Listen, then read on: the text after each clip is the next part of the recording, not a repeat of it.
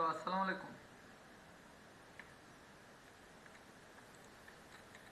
আচ্ছা, আপনি যেটা করছেন এটা নতুন হিসেবে করছেন, ঠিক আছে। মানে আমাদের অনুযায়ী হয় নাই আর কি, কথা বুঝছেন। এখন আমি এই যে করে আবার দেখাচ্ছি কিভাবে হবে জিনিসটা। এই যে এটা ফেদারটা মনে হয় অনেক বেশি দিয়েছেন, যার জন্য এই যে কেমন হয়ে গেছে, ব্লার হয়ে গেছে, এজগুলো ব্লার হয়ে গেছে। এটা আমি ফেলে দিচ্ছি, ফেলে দিয়ে যে আমি আবার নতুন করি পাত 3-এ যে আমি করতেছি, দেখেন কীভাবে করি। এই যে শুরু করতেছি ওনা থেকে, ওকে।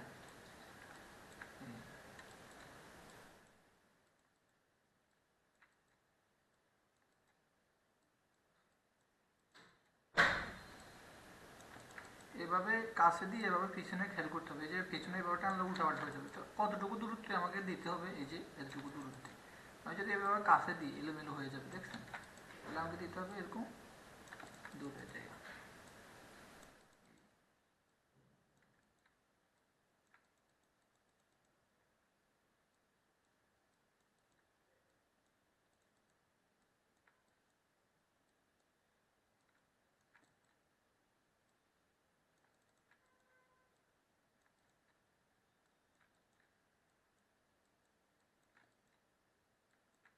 ফার্স্টলি একটু কষ্ট হবে, পরে ঠিক হয়ে যাবে।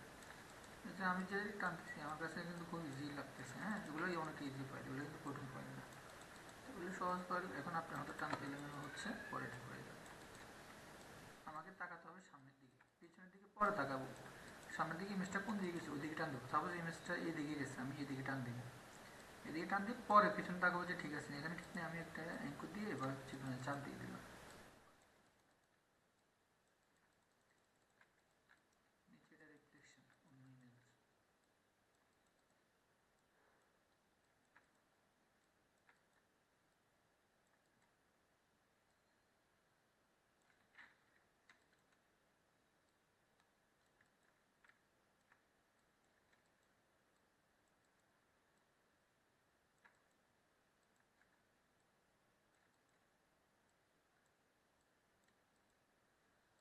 কতটুকুতে যাই আমি কোন জায়গায় ক্লিক করলে শেপটা কেমন হবে, যে এই শেপটা আমাকে নিতে হবে। এটা একটু স্কোয়ার শেপ, তাই না।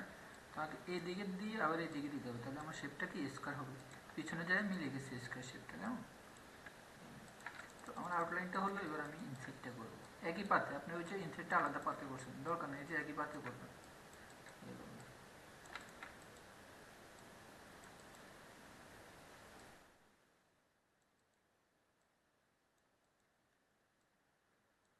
কতটুকু দূরত্বতে গেলে আমার পেছনে মিলবে এবং সামনে অংশ দেখতে পাবো, ওইটা ধারণা নিয়ে করতে হবে আর কি। করতে করতে আপনার ধারণা হয়ে যাবে।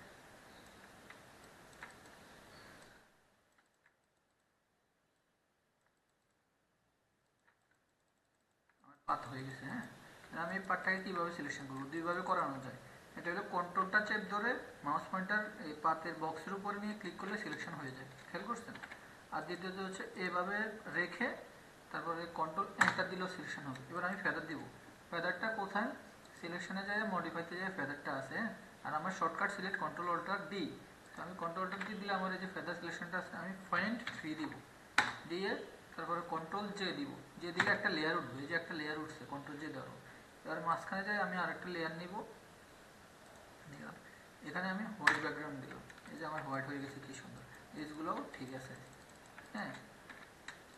এই যে হোয়াইট হয়ে গেছে। তো এটা আমি করলাম, এটা আপনি দেখেন, দেখে আবার প্র্যাকটিস করেন। প্র্যাকটিস করতে হবে আস্তে